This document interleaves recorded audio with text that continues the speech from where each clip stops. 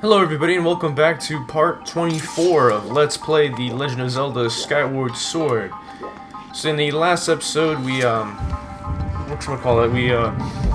into the Lanayru mining facility, managed to crawl through it, and we got the Gust Bellows item.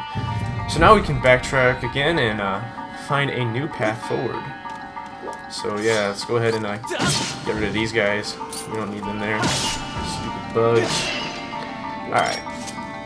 So yeah, this is kind of like, a point that was brought up in my last video when I was talking about Croton's video on good Zelda dungeons and backtracking. Like, here's another good example. Like, we got the Gust Bellows, and now we can finally solve a puzzle that we couldn't do before. So, yeah, I don't know. I'm kind of preaching about that video, so I'm gonna stop doing that. But for sure, definitely check him out on his channel. And yeah, check out other, like, it was a collaboration with Nintendo Black Crisis, so check him out too, because he's actually pretty fun to watch.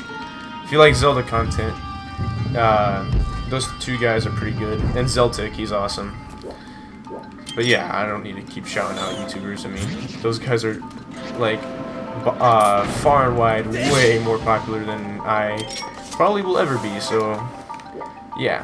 But on the off chance you don't know about them, I did something, hooray. But yeah, I can't really do much about that guy. So anyway, let's go on back to business about the dungeon. So let's go ahead and sprint. Okay, barely, before I ran out of stamina. That would have been annoying if I ran out, because I don't think I could use the Gust Bellows while I'm out of stamina. So yeah, let's try again. I'm wondering how much quicksand there has to be in here, because once we change this back to like the past, we find out that this is a bottomless, like a bottomless ravine essentially, and so I'm thinking like that has to be a huge amount of quicksand that builds up. I guess it's not too unbelievable though, because it's been thousands of years. But then at the same time, how did the quicksand even get in here? It's just totally indoor, so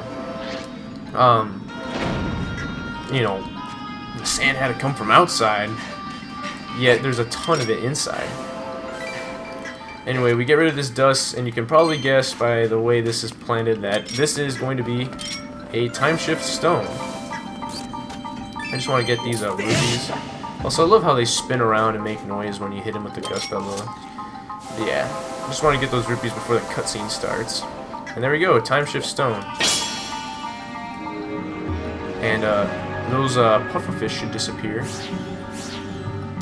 And now we have a new enemy, a flying orb. But yeah, look, it's a bottomless pit, and yet there was enough sand to fill this whole thing up. Like, that's crazy. But yeah, now we can use our Gust Bellows to hit this thing. Hit it, there you go. And now we can progress on forward. Ooh, hold up, I got a text.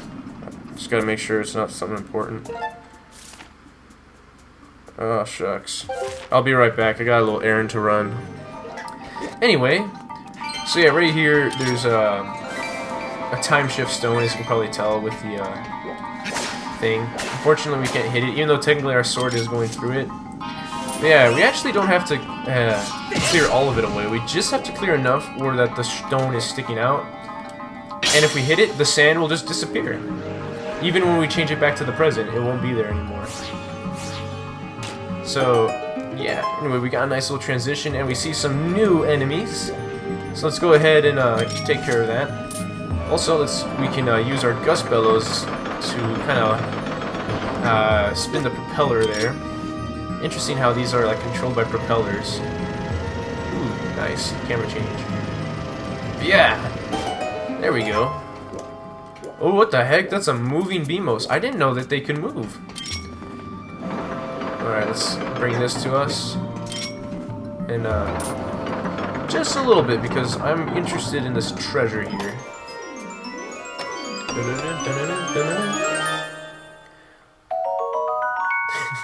I guess that's, somewhat of a triumphant sound. Alright, we got a monster horn, yay! Bling. Nice. So, okay, yeah, better not go that way. Okay, and looks like there's nothing really over that way. It's just a way back. We'll hold up. There we go. I want to go backwards. Anyway, we got a moving BMOS. So we'll just stab it 3 times. This is so much easier. I just do the same motion 3 times. Like I remember thinking I had to go like this and then that. Kind of like the Super Smash Bros. A button combo. But nope, not anymore. Now I realize I can just press or just thrust forward and boom, it's done. But anyway, we got the sentry. I think that's literally what it's called, actually. Target locked. Okay, Centrobe. Very close to what I said. This security drone was built in ancient times. It is armed with missiles fired from a central turret, and flying bombs are fired from both of its sides. Analysis suggests that you can repel the missiles fired from the central turret with certain items at your disposal, such as your shield. And blah blah blah. You defeated Zero to this. I can't analyze this. So I have a pet peeve with these enemies. So what you're supposed to do is reflect their missiles back with their shield, and they blow up. And when they blow up, they unleash a ton of rupees, which is awesome. But here's the problem. They're almost always like this. Like they're always hovering above a bottomless pit, which means that you get no rupees. Like I'm gonna see if I can draw it out.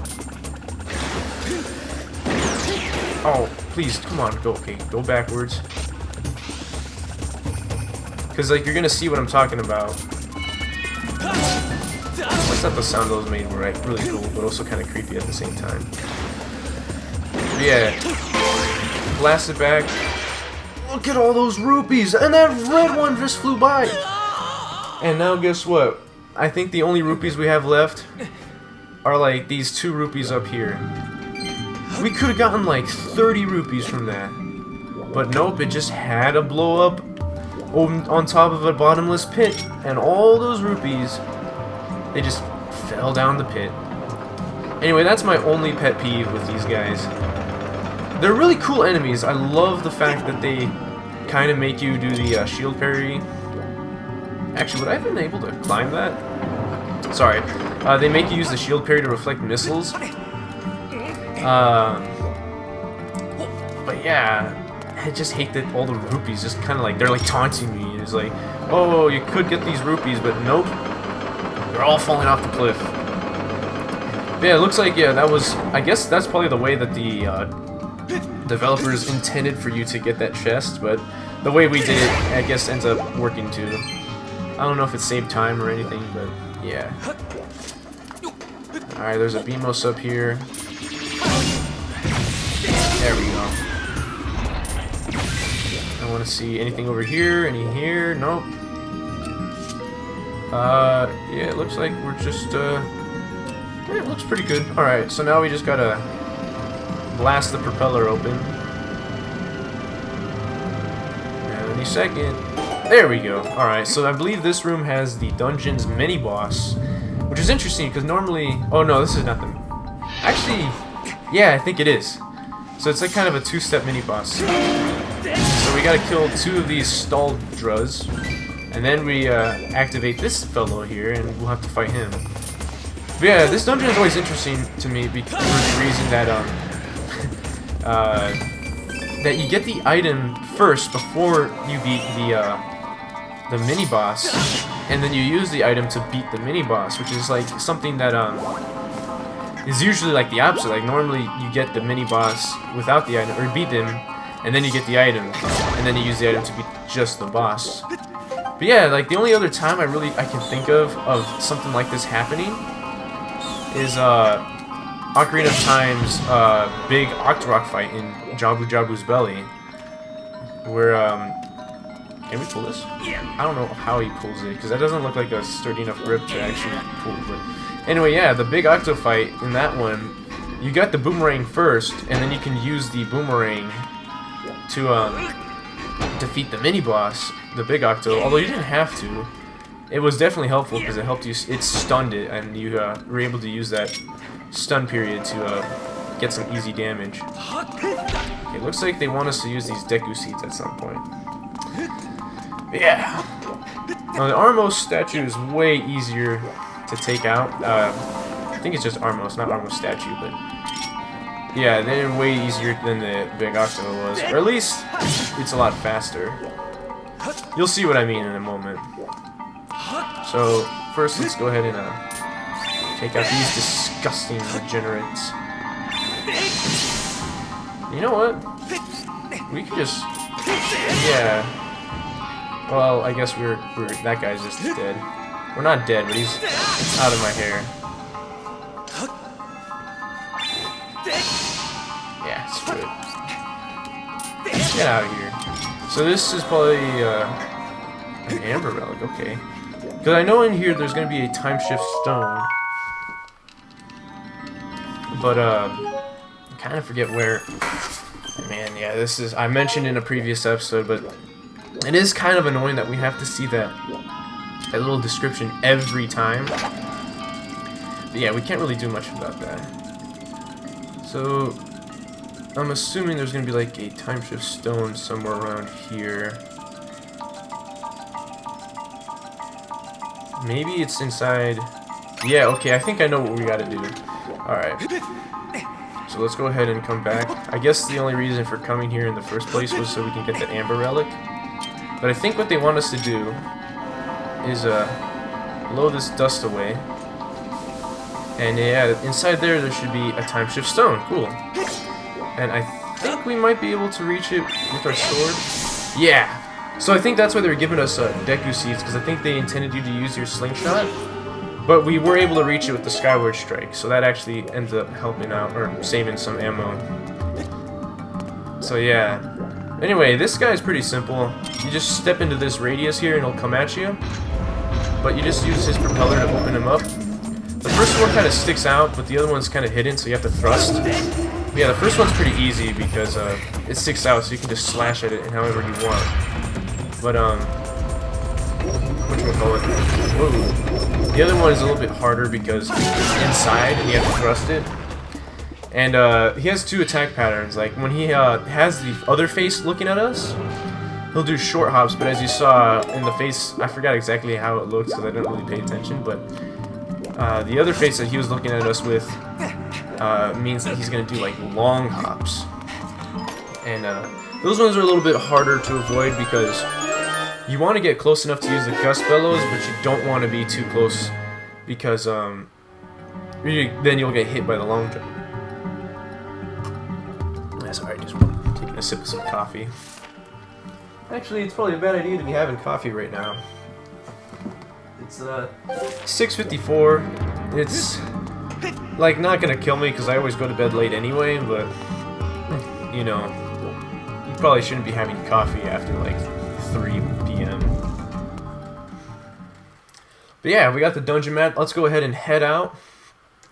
Let's see where this takes us. Oh, we can barely see like the edge of the time shift zone. This should just have some. Okay, it just has some like rims. Oh, we got bombs. Okay. Okay, so there's a switch, and we see that this one, unlike the other ones, which were red switches.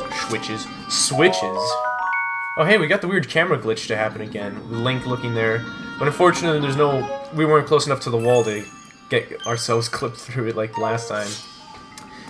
But yeah, this is a blue switch, which means that when we step on it, it's permanently pressed, so we don't have to worry about, you know, having to keep something on it.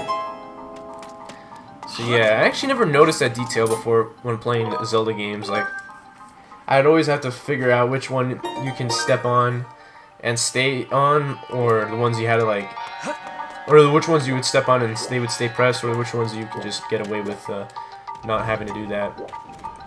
But in this game, like once I got older, I figured out, oh, it's the color.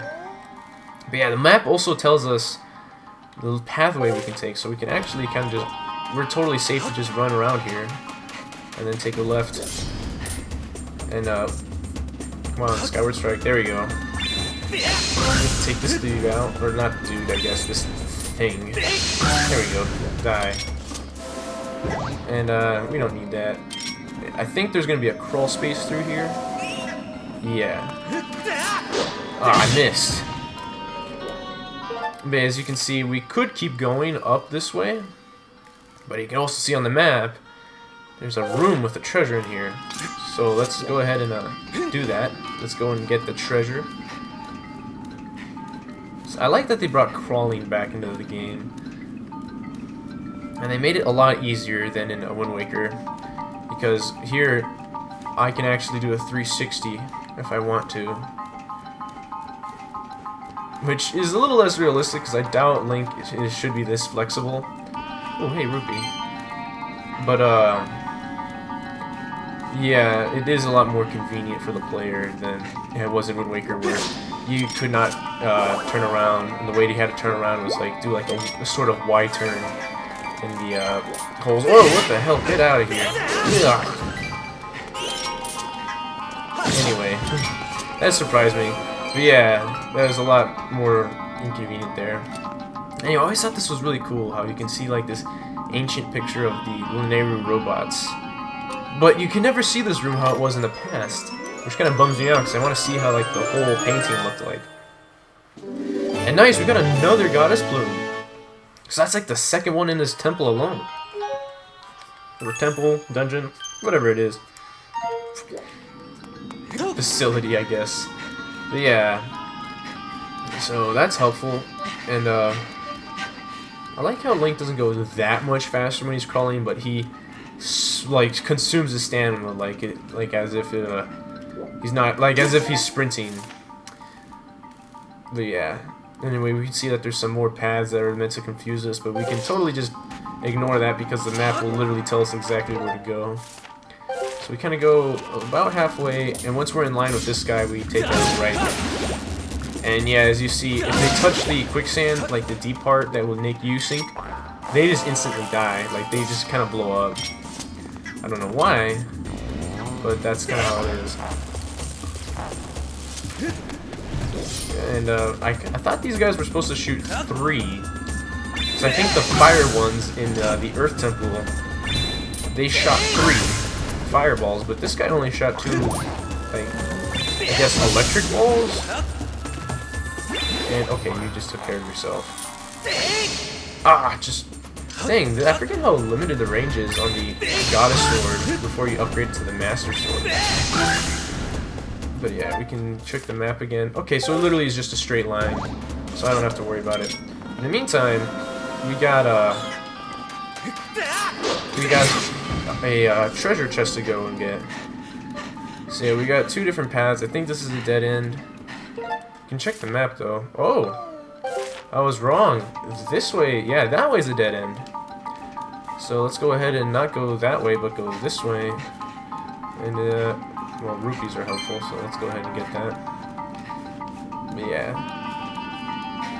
And a few more twists and turns, and we should be done. I believe it's right, but I just want to see if there's a rupee, and yes, there is. Let's go ahead and crawl this way. Is there a rupee? Oh. Oh, well, I guess this is the way we're supposed to go. Almost there. I just realized... Oh, wait, never mind. I was checking my Elgato game capture to make sure my camera, or my microphone was picking me up okay. It looks like it is. But, here, let me move it closer. It's gonna be a little loud, I'm sorry. I guess it wasn't too loud. Looking at the volume levels on my microphone, it looks like it was just okay enough, I suppose. But yeah, so it looks like we're in this huge room here. So let's go ahead and just jump right in, might as well. Anyway, there is a ton of sand. But we can actually we can actually just get rid of it because oh, here's something I always like to do with these guys. Ah! Oh wait, never mind, I did get it. I like to use the spikes to kill him. Yeah, we can use the Gust Bellows to actually get rid of all of it. If we want to. You don't have to be that precise about it, I suppose, or that, how do you say, that thorough? That's the word, thorough. But yeah, this is definitely it would definitely help to clear as much of it as you can. There we go, we got rid of that. And look, rupees, but I just can't get to them. So, oh nice, we impaled another one. Okay. Let's go down. There we go. I like how because the pot was submerged in sand, it was unaffected by that actual explosion. Just a little something funny, I suppose, for me. I don't think the beetle is a... Yeah, they don't... It doesn't activate the spikes. Which reminds me, just to make this a little bit easier, let's get these rupees, seeing as I couldn't really get them the conventional way. And I don't want to have to backtrack here physically with Link. We're about to run out. Okay, when you press Z to look down, you actually slow down a little bit too, so you can actually make some tighter turns. But yeah, that's just a little helpful trick. Ooh, rupees, nice. I think the rupees are actually blocking me from blowing the sand, so I think I needed to hit those. But they're also very helpful as currency, so... Alright, so nothing. Okay, so we can't go that way. So I guess we had to go back here anyhow. If. Let's see. More sand. I wish, like, cleaning, you know, like cleaning the house would be this easy. Just get a freaking, giant air gust machine and just blow away all the sand in a way that doesn't just blow it somewhere else, but literally just makes it disappear. Like, that would be amazing. But yeah, let's go ahead and clear this out. I think, okay, I think that pot's out of the sand. Oh! I should, dang, I didn't notice the fairy until it, we grabbed it. But, man, I kind of wish I didn't grab it because I actually have an empty bottle now, so I could have actually used it to capture it, so I can have it for later. And it's gonna grab us. There we go. We got it just in the nick of time. Let's go ahead and boy, this is just some real exciting gameplay. This game's good, trust me. I don't know if you guys are bored watching it. I hope you're not. Like, the game is certainly not that boring to play, at least in my opinion. But I don't know how it is to watch. I mean, I watched my other brother play at one time. Not my other brother. It sounds kind of weird, but I saw like one of my brothers play it, and I don't know, maybe it's just because I really like Zelda, I didn't mind being the guy watching at all. Like, I actually enjoyed it. But yeah, I don't know how it would be for others watching this exhilarating gameplay of me essentially dusting off a whole room. But look at all the progress we made. I mean, there was so much sand before, and now we basically just got rid of all of it. Yeah, I don't know why, I just didn't like that big patch. But yeah, let's go ahead and stand on the switch. And that will open up a pathway forward.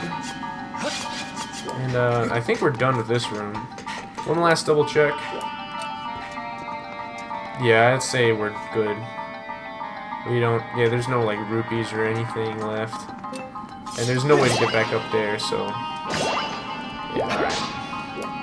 Let's go ahead and head on through. It looks like I'm gonna need to find a stopping point. But that's fine because... Oh, what the heck? That heart was still there? Also, shucks. Maybe I should've came back. Because it looks like there were some stuff I missed. Hopefully, those two patches are just rupees. But I have the feeling that, that sand pile is another crawl space. But actually, it can't be. What is it? What are you hiding? Oh my god. Okay, I think that's enough. We can probably get it from there. It's just an amber relic.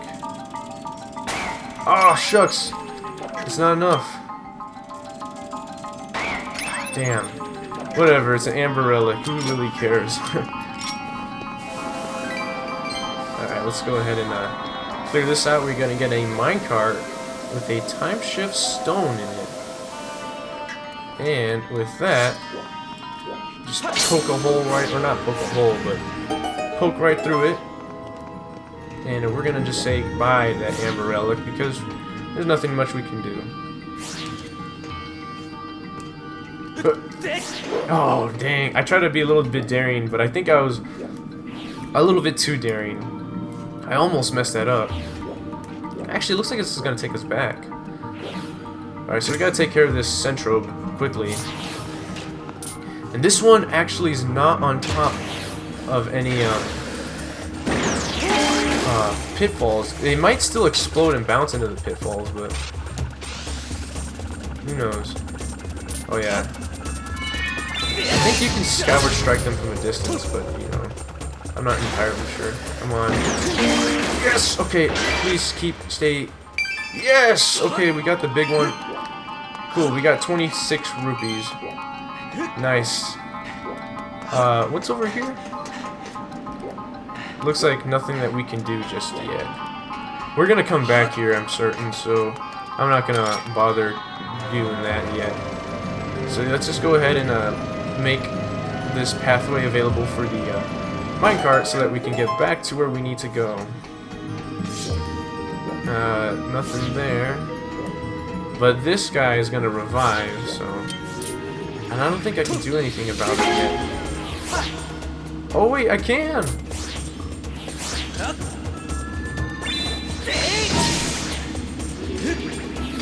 Oh, okay. Well, there's that. Oh, and this guy's in the way.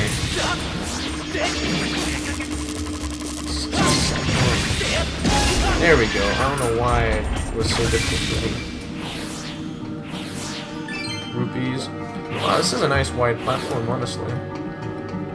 And we're not going to really be able to do anything about these guys, I don't think. Oh my god, it just keeps going that way. Yeah, I don't think we can really take care of these guys, so let's just not even bother with them. Anyway, so this sand's gonna just disappear. Oh wow, it doesn't even do like the little cool particle effect, it's just kind of like gone. Anyway, below this sand, get out of here.